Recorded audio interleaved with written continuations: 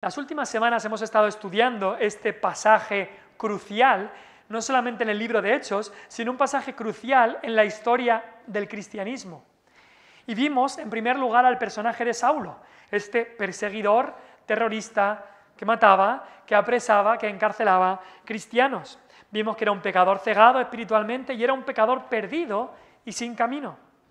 Pero en segundo lugar, la última vez que estuvimos estudiando este texto, estuvimos viendo al otro gran personaje, es más, el principal personaje de esta historia, que no es otro que Jesús. Porque el personaje principal de la vida de cada cristiano no es el cristiano, es Cristo, es Cristo. Por eso, el Salmo 115, que creo que nos toca memorizar en agosto, si no me equivoco, dice: no a nosotros, oh Señor, no a nosotros, sino a tu nombre da gloria. Eso es lo que desea hacer cada cristiano. Así que Jesús es el personaje principal, es el Salvador glorificado, y se le muestra a Saulo como hombre resucitado, se le muestra a Saulo como Dios de luz que lo deja ciego, y se le muestra a Saulo también como Señor de señores. Él hacía todo lo posible para hacer desaparecer el nombre de ese Jesús de Nazaret, y ahora Saulo se da cuenta que Jesús de Nazaret es Señor de señores. Ahora, hoy queremos ver otra cosa. He traído dos imágenes aquí. Dos imágenes. Estas imágenes son de una de las ciudades más antiguas que existen y de las ciudades mencionadas en la Biblia más antiguas, incluso que se mencionan antes en la Biblia. En Génesis 14, solo en el capítulo número 14 de la Biblia, leemos de la ciudad de Damasco, la ciudad de Damasco. Si veis las noticias, hace unos meses salió la ciudad de Damasco en las noticias, y fue porque en diciembre del año pasado el régimen del rey o dictador Bashar al-Assad, que llevaba como, no sé, unas décadas allí reinando en Siria, pues fue derrocado y ahora hay otros allí en Siria. No sé si irá mejor o a peor el país, pero los hechos fueron esos, y por eso en diciembre del año pasado la ciudad de Damasco y el país de Siria estaba mucho en las noticias. Pero he traído estas fotos porque hay algo muy interesante. Hay una calle que sigue hoy en día siendo una calle en la ciudad de Damasco, y es la calle que se llama la calle derecha o la calle recta, que cruza todo Damasco de occidentes, de la parte este a la parte oeste, cruza casi todo Damasco, y es como una calle que tiene más de 1,5 kilómetros. Y aquí hay unas fotos actuales de esa calle. Y en esa calle, nos dice aquí, esto la verdad yo no lo sabía hasta hoy, en esa calle hubo un hombre que estuvo por unos días, por unos meses quizá, alojándose en una casa en esa calle. Y ese hombre era Saulo de Tarso, como hemos leído. En una calle de esa ciudad, la calle que se llama derecha, en esa misma calle que existe hoy en día, estuvo Saulo de Tarso. Ahora, habíamos dejado en las últimas estudios que habíamos visto, Saulo en el camino a Damasco había tenido ese encuentro con Jesús y Saulo se había quedado ciego después de tener ese encuentro con Cristo resucitado. Saulo entonces fue llevado a Damasco sin poder ver, fue llevado por otros que le introdujeron en la ciudad y fue a esta calle que aún existe hoy, que se llama la calle recta o calle derecha, y fue a casa de un hombre llamado Judas, que no sabemos quién era, pero sería un judío con ese nombre, y allí dejamos a Saulo orando y ayunando. Es más, ayunó de una manera bastante fuerte, nos dice que estuvo 3 días y 3 noches sin comer ni beber. Lo máximo que aguanta un cuerpo humano sin beber es 3 días. Así que llegó un poco al extremo. Y ahí estaba Saulo esperando dirección, esperando que alguien le dijera lo que debía hacer. Y al tercer día, justo cuando era el momento exacto, vamos a ver quién llegó. Dios tenía a alguien muy especial, preparado para esta tarea, de enseñarle a Saulo lo que debía hacer. Entonces, Saulo estaba aquí, en esta calle derecha de Damasco, ahí en Siria, que aún existe en la actualidad. Y hoy queremos ver el tercer personaje de esta historia. Vimos a Saulo, vimos a Cristo, por supuesto, Y el tercer personaje es Ananías, un discípulo valiente. Un discípulo valiente. Nos dice el versículo 10 que había en Damasco un discípulo llamado Ananías. Así lo introduce Lucas, el escritor de Hechos, lo introduce como un discípulo. Eso quiere decir que era un seguidor de Jesús. Sabemos que Saulo aún respiraba amenazas y muerte contra los discípulos del Señor, es decir, los seguidores de Jesús, y Ananías era uno de ellos. Vamos a ver algunas cosas sobre este discípulo que Dios utilizó grandemente en este momento. En primer lugar, fue un discípulo al que el Señor envió y también le habló. Un discípulo que Dios envía y que Dios también le habla. Ahora, el nombre Ananías, ese era un nombre judío muy común. ¿Os acordáis del capítulo 5? Había otro Ananías, no es el mismo, por supuesto. ¿Qué le pasó al otro Ananías del capítulo 5? Quien era un mentiroso, quien fue fraudulento. Dios lo juzgó y Ananías y su mujer Safira fallecieron en el capítulo 5 como disciplina por el gran pecado que habían hecho de mentir a la iglesia, de mentir a Dios y de guardarse un dinero que habían consagrado para el Señor. Y Dios lo juzgó ahí en el capítulo 5. Ahora en el capítulo 23 tenemos a otro Ananías que era sacerdote, es decir, era un nombre común. Si os acordáis, en el Antiguo Testamento, uno de los amigos de Daniel se llamaba Ananías. Ananías, Misael y Azarías eran los tres amigos de Daniel y uno se llamaba Ananías, así que era un nombre común. Pero muy curioso, aquí tenemos a Ananías. Ananías no vuelve a aparecer en toda la Biblia. Dios tenía esta obra que iba a ser registrada y vuelve al anonimato. Pero hizo una obra aquí que tendría un alcance mundial. Ahora, sabemos que era un hombre que tenía buen testimonio allí en Damasco. Pablo mismo dice de Ananías, años más tarde, cuando Pablo relata su testimonio en el capítulo 22, versículo 12, que Ananías era un varón piadoso según la ley, que tenía buen testimonio de todos los judíos que moraban en Damasco. Así que no conocemos mucho más de Ananías, pero lo que podemos saber es que Dios sí que lo conoce. Lo que podemos saber es que Dios sabía todo sobre Ananías. Y nos dice aquí que Dios le habló en una visión, porque tenía un encargo que hacer que era muy importante. Y Dios le llama en el versículo 10 y le llama por nombre. Quizá poca gente lo conocía, quizá poca gente lo conoció después, pero Dios le conoce y le conocía por nombre. Y Dios te conoce a ti que estás aquí. Quizá tú dices, bueno, no hay mucha gente que me conozca, pero Dios te conoce, Dios lo sabe todo de ti. Y aquellos que están en Cristo, aquellos que han sido escogidos para salvación, que creen en Cristo como Señor y Salvador, es más, Dios les ha amado, les ha conocido desde antes de la fundación del mundo. Así que Dios conocía a Ananías, le llama por nombre y le llama Ananías. Ahora, ¿cómo vas a responder cuando Dios te llama? Cuando Dios te habla, pues debemos responder de la manera en la que respondió Ananías. ¿Qué dijo Ananías en el versículo 10? Heme aquí, Señor. Aquí estoy, Señor. Heme aquí, Señor. Es como un siervo le contesta a su amo. Cuando el amo dice, siervo, el siervo contesta, aquí estoy disponible, aquí estoy, a su servicio. Así contesta Ananías. De la misma manera, o muy parecido, que contestó Isaías, cuando vio esa visión en Isaías 6 y dijo Dios, ¿a quién enviaré? ¿Y quién irá en nuestro lugar? ¿Quién irá en nuestra causa? Y Isaías dijo, heme aquí, Señor, envíame a mí. Así que Dios tiene un mensaje para Ananías. Versículo 11, el Señor le dijo, levántate y ve. Y eso literalmente es, anda inmediatamente. Ya está. Ponte en marcha al trabajo que tienes que hacer. Y le dice, versículo 11, ve a la calle que se llama Derecha, esa calle que hemos visto antes que sigue existiendo, busca en casa de Judas a uno llamado Saulo de Tarso. Busca a Saulo. Ahora, para que no haya duda de que Saulo era, Dios le dice a Ananías de dónde era Saulo. Y aquí es la primera vez que leemos que Saulo era de Tarso. Tarso era una ciudad muy importante, veremos algo después. Pero imagínate la mente de Ananías. ¿Saulo de Tarso? ¿Cómo? ¿De verdad? ¿cómo voy a ir yo a hablar con el que viene a matarme a mí? ¿Cómo voy a ir yo a buscar a aquel que viene a buscarme a mí para matarme?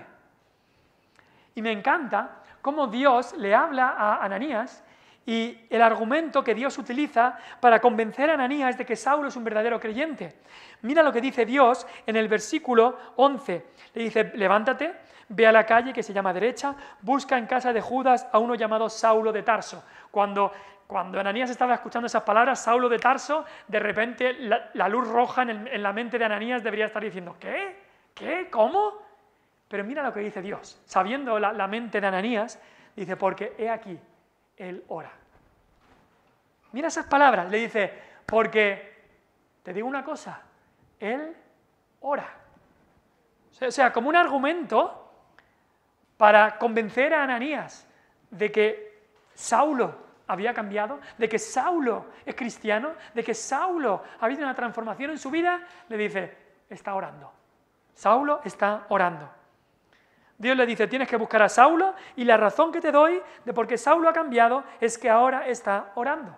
Ahora, ¿Saulo no había orado hasta entonces? Bueno, Saulo era fariseo de fariseos. Habría hecho muchas oraciones. Pero recuerda, no es lo mismo hacer oraciones, recitar oraciones, que orar. Es más, en Lucas 18, cuando Jesús nos habla de la parábola o la historia del fariseo y el publicano, nos dice que el fariseo subía al templo a orar, dice, y el fariseo oraba consigo mismo. Eso es como oraba Saulo. Oraba consigo mismo. ¿Estaba orando a Dios? No.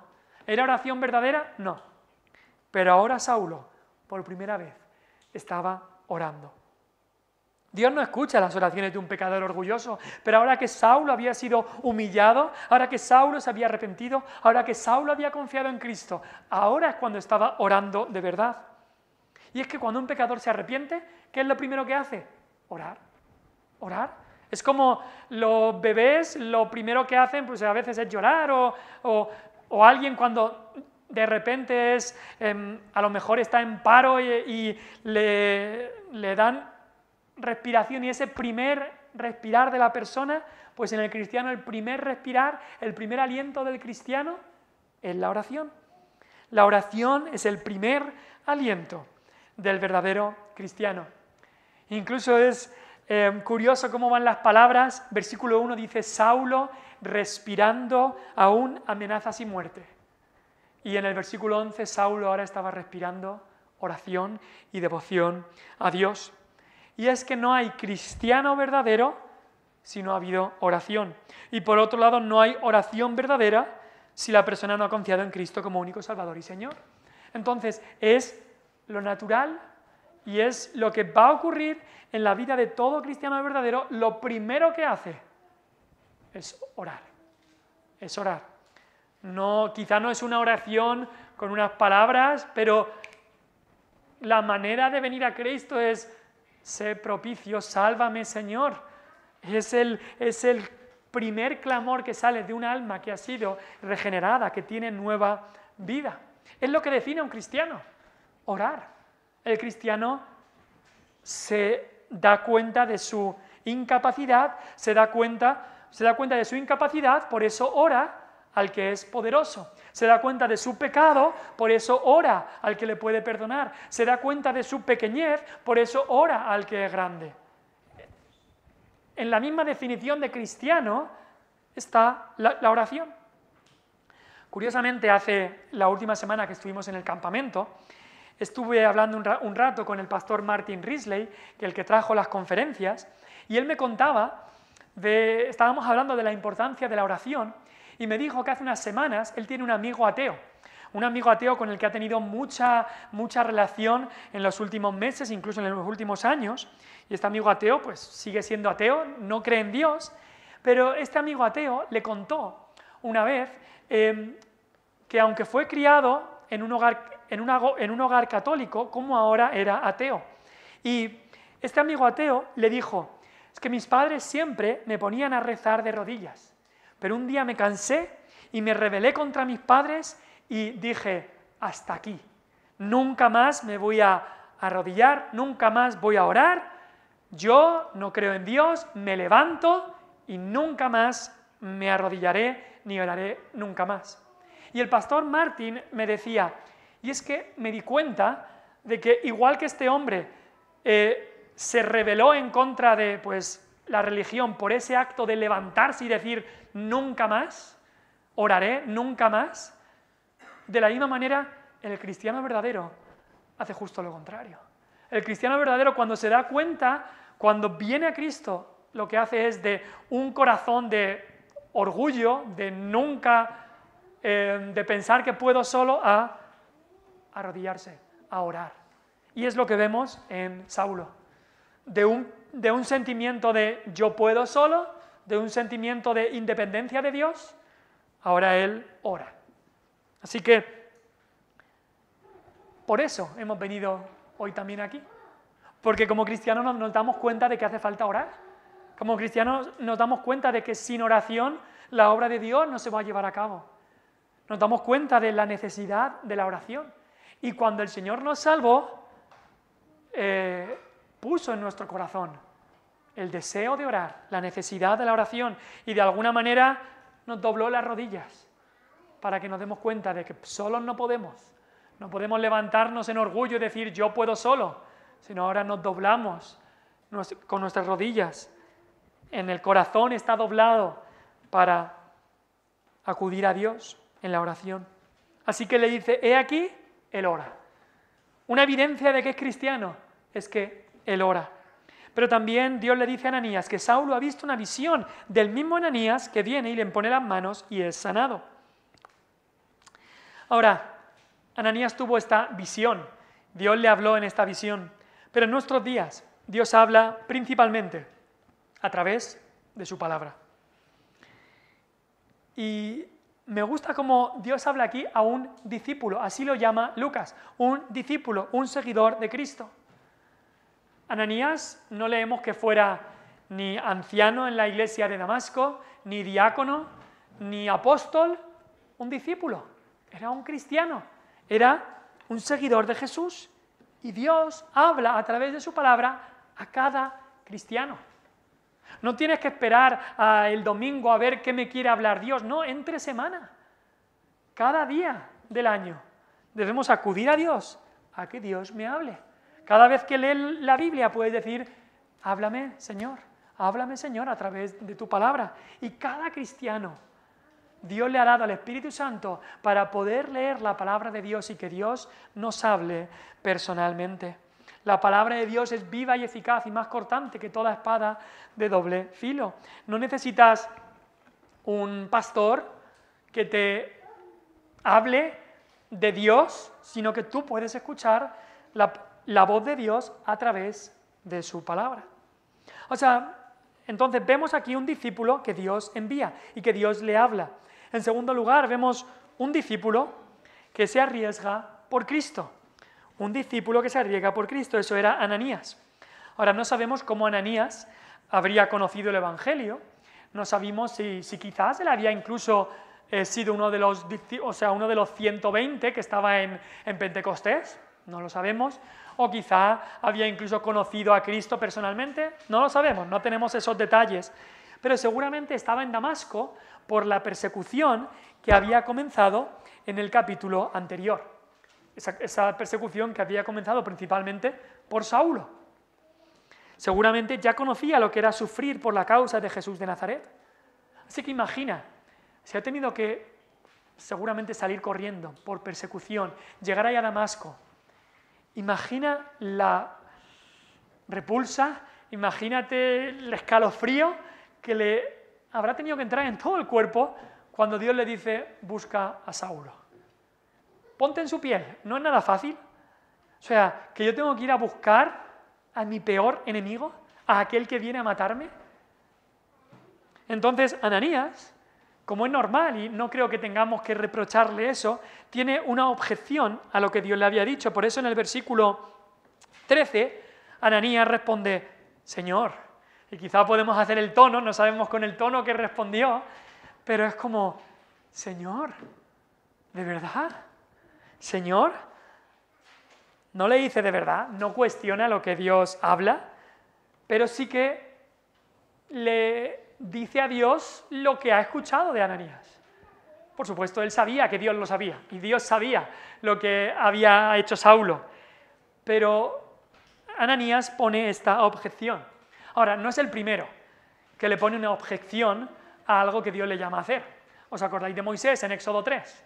Dios llama a Moisés a través de la zarza ardiendo: ve a Egipto y ve y habla a Faraón, yo quiero sacar a mi pueblo y te voy a utilizar a ti. ¿Y qué dice Moisés? Sí, por supuesto, voy. No, Moisés dice: Señor, yo no puedo. Señor, yo no sé hablar. Señor, manda a otro. Señor, le pone objeciones. Y Dios le contesta. Otro caso que es un caso extremo es el caso de Jonás. Jonás es que ya ni puso objeciones. Jonás, Dios le dijo: ve allí, y dijo: me voy al sitio más lejos de lo que Dios me ha mandado. Jonás fue rebelión total a lo que Dios le había dicho, y pues Dios tuvo que disciplinar a Jonás, y pues ocurrió el naufragio, la tempestad, el vientre del pez, donde estuvo Jonás 3 días, y Jonás al final sí que fue, pero con objeciones. O también podemos pensar en Zacarías, en el mismo libro de Lucas, se nos dice que Dios habla a Zacarías a través de un ángel y le dice a Zacarías: vas a tener un bebé. Y Zacarías no se lo cree. Y al final, Zacarías, padre de Juan el Bautista, Dios lo deja mudo hasta que nació Juan el Bautista. Así que otros también habían puesto objeciones cuando escucharon la palabra de Dios. Entonces tampoco deberíamos culpar demasiado a Ananías por su duda. Seguro que él, aunque Dios le estaba diciendo esto, él no había asimilado que el peligro había desaparecido, que Saulo ya no era un perseguidor, sino Saulo ahora era un creyente. Y Ananías no le dice a Dios nunca que no va a hacer lo que Dios le ha mandado, pero sí pone un tipo de excusa. Entonces leemos ahí que Ananías dice: Señor, he oído de muchos acerca de este hombre, he oído todos los males que ha hecho a los santos en Jerusalén. Curioso, la palabra santos. La primera vez que en el Nuevo Testamento se utiliza la palabra santos para referirse a cristianos. Es una palabra que después en las cartas de Pablo va a aparecer muchísimas veces, porque la Biblia deja claro que todos aquellos que han recibido el Espíritu Santo, todos aquellos que han creído en Cristo, el Santo, son hechos santos. El santo no significa que son sin pecado, pero significa que han sido separados para un uso, han sido consagrados por Dios para vivir para Él. No significa sin pecado, significa que están siendo santificados hasta un día que estén en la presencia del Señor. Y es la palabra que utiliza aquí Ananías. Dice: yo sé de todo lo que Él ha hecho, los males que ha hecho a los santos en Jerusalén. Es decir, a todos los que estaban allí en Jerusalén. Así que es una palabra que las epístolas lo utilizan para todo cristiano. Todo cristiano es santo. No significa que todo cristiano es sin pecado, pero sí significa que todo cristiano ha sido consagrado para Dios. Todo verdadero cristiano, por supuesto. Y también, no solamente le dice eso a Ananías, sino que le dice: no solo he escuchado lo de Jerusalén, pero es que ahora Ananías también había escuchado que Saulo venía a Damasco, y no venía para nada bueno, venía para prender, es decir, para arrestar, para meter en la cárcel, para secuestrar a todos los que invocaban el nombre del Señor. Dice ahí que tenía autoridad de los principales sacerdotes para prender a los que invocan tu nombre. Le dice eso a Dios. Y aquí es interesante también que Ananías utilice esta expresión. No dice prender a todos los que siguen a Jesús o a todos los discípulos de Jesús, todos los que invocan tu nombre. Ananías ya estaría recogiendo estas palabras del Antiguo Testamento. Todo el que invocara al Señor será salvo, y trayéndolas a lo que es el Evangelio. Cosas que leemos, por ejemplo, en Romanos 10, porque todo aquel que invocara el nombre del Señor será salvo. Pues aquí ya Ananías está utilizando estas palabras. Así que podemos pensar un poco, ahí están los cristianos en Damasco, asustadísimos porque Saulo estaba viniendo, venía para arrestarlos, para meterlos en la cárcel, y como había ocurrido en Jerusalén, muchos incluso tendrían que dar su propia vida. Y ahora Dios le dice a Ananías: busca a Saulo. Es como, búscate problemas, métete en la boca del león. Me imagino a la familia de Ananías, o la mujer de Ananías. ¿A dónde vas, Ananías? A buscar a Saulo. ¿Cómo? ¿A dónde vas? Pero si Saulo es el terrorista, ¿no? Es el que te quiere matar. Sí, pero Dios me ha dicho que vaya ahí. Fíjate, los riesgos en cierta manera que él corría. Pero Dios, cuando nos llama, muchas veces, aquellos que van a traer la palabra, van a alcanzar almas para Cristo, van a vivir una vida arriesgada, si se puede decir así. En el campamento hemos visto misioneros que se metieron en situaciones muy arriesgadas por predicar el Evangelio. Vemos el mismo Pablo, cómo se iba a meter en grandes riesgos por predicar el Evangelio. Incluso con aquellos que eran enemigos suyos. Y Ananías ahora consideraba a Saulo un enemigo y voy a ir a buscar a mi enemigo. Me recuerda la historia de David con el rey Saulo, o Saúl, que es la misma palabra, y cómo David incluso le perdonó la vida 2 veces que estaba allí con Saúl y no lo mató, sino que buscó el bien de Saúl. Pero cuando Ananías da esta objeción, Dios le contesta y le vuelve a decir la orden. En el versículo 15, el Señor le dijo, ve, otra vez. Cuando el Señor repite ya 2 veces ve, no hay otra excusa que dar, no hay otra palabra, hay que ir. Pero vemos el amor y la compasión y la ternura de Dios, porque Dios no le reprocha, ni le disciplina, porque Dios sabe que mucho en Ananías era de ignorancia o temor natural que podía tener, pero Dios le contesta con 3 razones de cómo iba a ser la vida futura de Pablo. Le dice, ve, porque instrumento escogido me es este. Pablo iba a ser un instrumento escogido por Cristo. Y cuando vemos un poco la vida de Saulo de Tarso, de alguna manera, nadie mejor que Saulo de Tarso podía reunir ciertas cualidades para lo que Dios le iba a utilizar. Había nacido en Tarso, una ciudad muy, muy influyente en el Imperio Romano. Es más, Pablo era ciudadano romano, algo que te traía muchos derechos, muchas facilidades, y como ciudadano romano también conocería muchos de los caminos romanos que iba a utilizar para esparcir el Evangelio, que le iba a facilitar los viajes. Pero no solamente eso, Saulo había sido educado a los pies de Gamaliel, así que nadie como él conocía lo que era el Antiguo Testamento, y no solo eso, pero también al conocer la cultura griega, nadie mejor que él podía tomar el Evangelio, interpretarlo y explicarlo para aquellos de cultura griega, aquellos gentiles.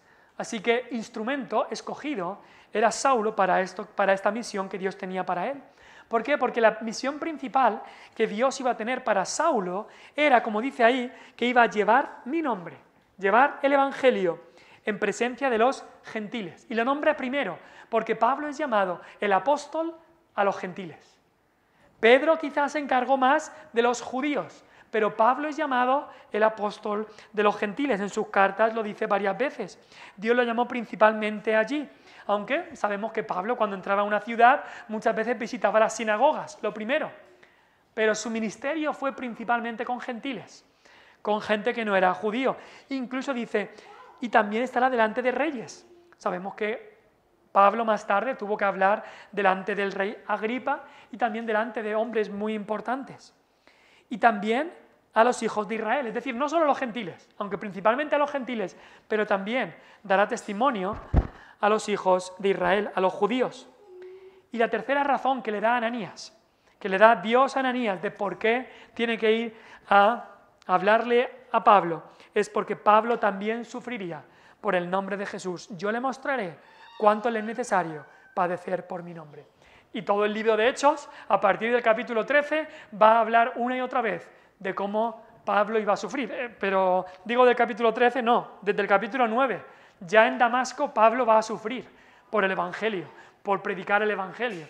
Y todo el libro hasta el capítulo 28 vemos cuánto le fue necesario a Saulo, Pablo, sufrir por el nombre de Jesús. Así que eso era suficiente para Ananías. Dios le había hablado, así que Ananías entonces obedece sin ninguna duda. Versículo 17, fue entonces Ananías. A la vista de los hombres, no sé si su familia sabía a dónde iba a ir, no sé si los cristianos que había en Damasco sabían a dónde iba a ir. A la vista de los hombres esto sería un riesgo tremendo. Te van a matar, Pero cuando Dios había hablado, el siervo de Dios obedece. Antes, Ananías veía a Saulo como un enemigo temible y terrible, pero Dios le había hablado y ahora ve a Saulo como un humilde hermano. Y eso es lo que le dice cuando entra. Ya no era el terrible enemigo que me va a matar, ahora es incluso un ciego, humilde, cristiano, hermano, al que Ananías iba a ayudar y a discipular, y no había nada que temer en Saulo. Así que Ananías fue un discípulo que se arriesgaba por Cristo. Y en tercer lugar, Ananías fue un discípulo valiente que hace discípulos. Y es que Cristo quiere que hagamos eso. Cristo quiere que sus discípulos hagan discípulos. Tú y yo somos llamados a ser discípulos que hacen discípulos. No discípulos a secas, sino discípulos que hacen discípulos. Discípulos que hablan a otros para que haya más discípulos. Y tú sabes, y tú conoces, y tú sabes quiénes fueron los que Dios usó para que tú seas ahora un discípulo de Cristo o una discípula de Cristo. Y Dios te quiere utilizar a ti ahora para que otros sean discípulos de Cristo. Y Dios utilizó a Ananías.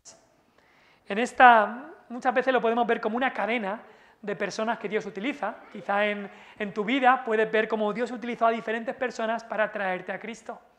En la vida de Saulo, quizá Esteban, aunque Saulo odiaba a Esteban, pero las palabras de Esteban quizá fueron utilizadas. Y ahora Ananías es utilizado para que Saulo pueda ser un verdadero discípulo de Cristo. Ahora, esta labor de Ananías es crucial en el libro de Hechos. Estuvo dispuesto a ser el primero en discipular al que fue después el apóstol Pablo, el que fue, quizá podemos decirlo, el más grande misionero que ha habido en este mundo después de Jesús. El más grande misionero es el apóstol Pablo, el que llenó el mundo conocido, llenó el imperio romano del Evangelio. Y Ananías tuvo el privilegio de ser el primero que lo introdujo en el Evangelio. Hay una historia que me encanta. Había un fabricante de zapatos en Chicago hace unos 100 o 200 años. Este hombre se llamaba el señor Kimball. Y el señor Kimball era fabricante de zapatos y daba una clase de escuela dominical en su iglesia. Ya está, no era pastor ni evangelista, simplemente pues tenía esa labor. Y uno de sus alumnos se llamaba Dwight Moody. Y este alumno no era creyente, pero el señor Kimball oraba por él y oraba por él.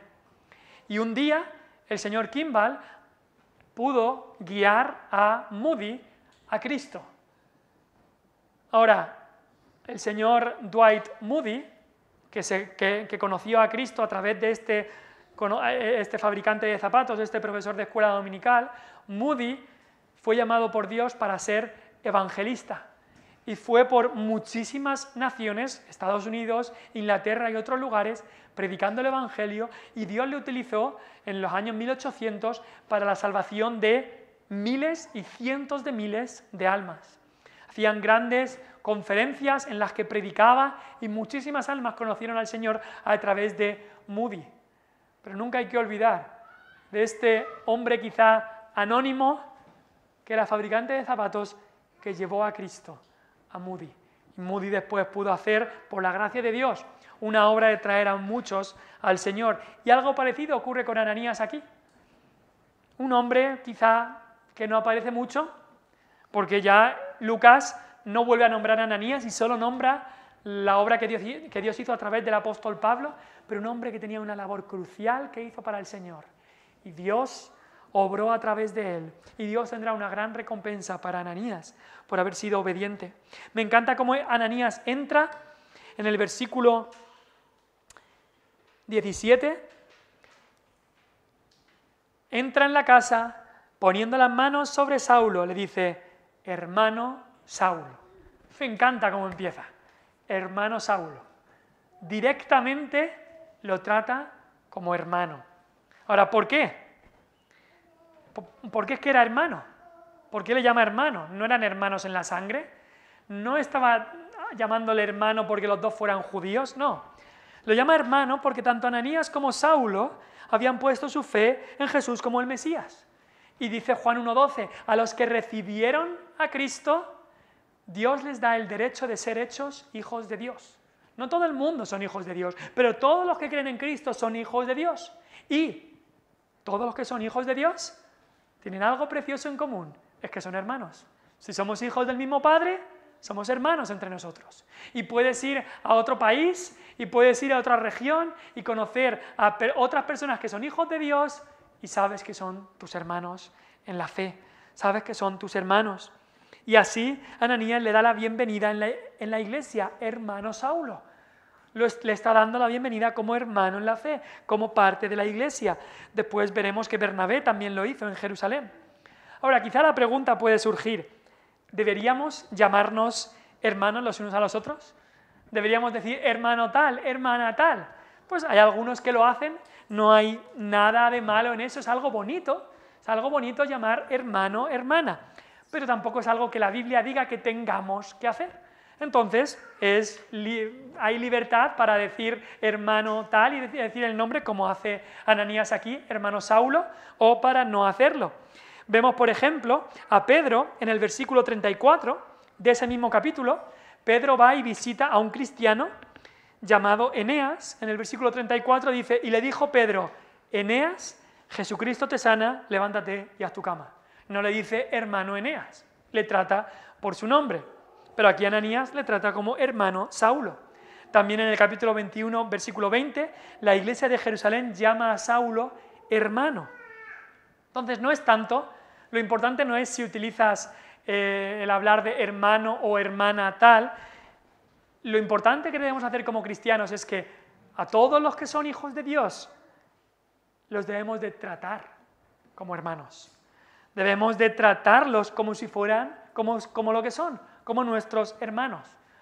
No es tan importante si los llamas o no como hermano, pero sí como cristianos debemos de tratar a todos los que son hijos de Dios por medio de Cristo como hermanos, porque al final vamos a compartir toda la eternidad con nuestros hermanos en Cristo. Así que eso hace Ananías, un hombre precioso, le dice hermano Saulo. Y luego le habla de lo que ocurrió. El Señor Jesús, que se te apareció en el camino por donde venías, me ha enviado para que recibas la vista y seas lleno del Espíritu Santo. Entonces, en todo esto, Ananías le está imponiendo las manos. No sabemos exactamente cómo se hizo eso o la razón por la que se hizo eso, pero sí que sabemos que cuando Dios manda algo, Ananías debía obedecer. Y hay dos cosas principales que ocurren cuando Ananías hace este símbolo de imponer las manos. Una es que Saulo es sanado. Y la segunda es que Saulo recibe el Espíritu Santo y es lleno del Espíritu Santo. No sabemos cuándo ocurrieron todas estas cosas, pero sí que sabemos que estas cosas ocurrieron. Si vas conmigo a Hechos capítulo 22, tenemos aquí una narración del mismo Pablo, del mismo Saulo, de un poquito más detallada en cuanto a las palabras que le dijo Ananías.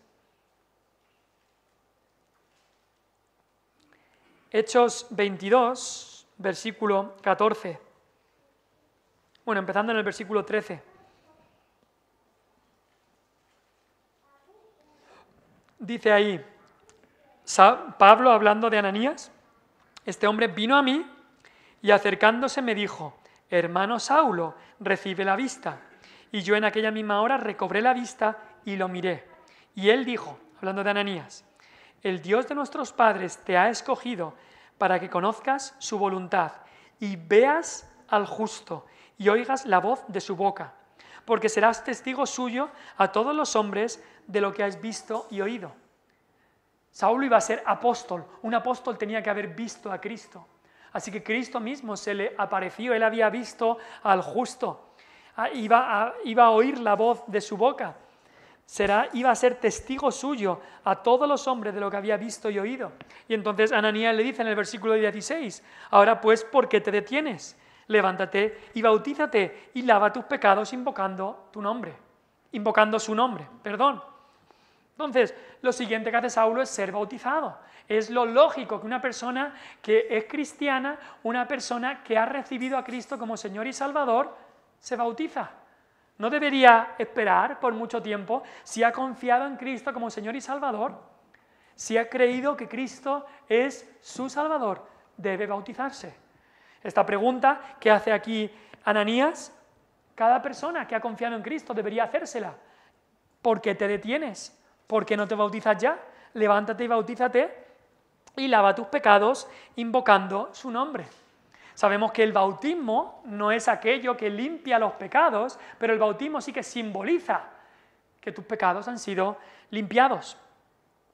Levántate y bautízate y lava tus pecados invocando su nombre.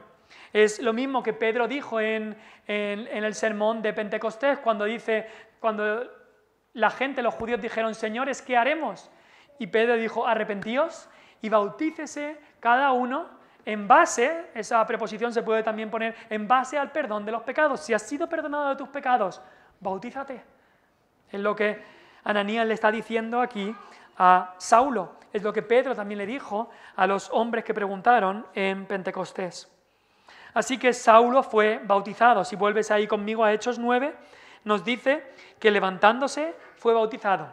Es curioso, Saulo llevaba 3 días sin comer ni beber, pero bautizarse era antes de volver a comer. Porque es en el versículo 10, en el versículo 19, después de bautizarse, cuando dice, habiendo tomado alimento, recobró fuerzas. Las prioridades estaban claras. Bautizarse era antes incluso que volver a tomar alimento en este ayuno que él estaba haciendo. Habiendo tomado alimento, recobró fuerzas y nos dice que estuvo Saulo por algunos días con los discípulos que estaban en Damasco. Así que no solamente Ananías fue el discípulo que hacía discípulos, sino que lo presentó a la iglesia, lo presentó a los otros discípulos que estaban en Damasco. Ahora, tú y yo tenemos una labor de hacer discípulos, una labor también de abrir los ojos de las personas. Tú y yo no vamos a imponer las manos para que la gente se sane o imponer las manos para que los ciegos puedan tener vista, pero sí que tenemos una labor de abrir otro tipo de ceguera, la ceguera del corazón, la ceguera de muchas veces la mente. ¿Y cómo hacemos eso? Con la palabra de Dios. Vamos con la palabra de Dios, leyendo la palabra de Dios a la gente, explicando la palabra de Dios, y así es como Dios abre los ojos. Así es como Dios hace el milagro de abrir los ojos del corazón y de la mente para que vean a Cristo como el único Señor y Salvador de sus vidas. Así que tenemos aquí el ejemplo de un hombre, Ananías, un discípulo valiente, que Dios le habló, le llamó y le envió. Un discípulo que se arriesgó, que dejó su zona de confort, que se podría haber quedado en la casa, es que esto es mucho problema para mí. No, se arriesgó, salió de su zona de comodidad por Cristo y en último lugar un discípulo que hace otros discípulos. Y es más, un discípulo que fue el primero que le habló al apóstol Pablo de Cristo, y el apóstol Pablo habló a millares, millones de personas de Cristo. Así que el Señor nos ayude a seguir ejemplos como el de Ananías. Vamos a orar.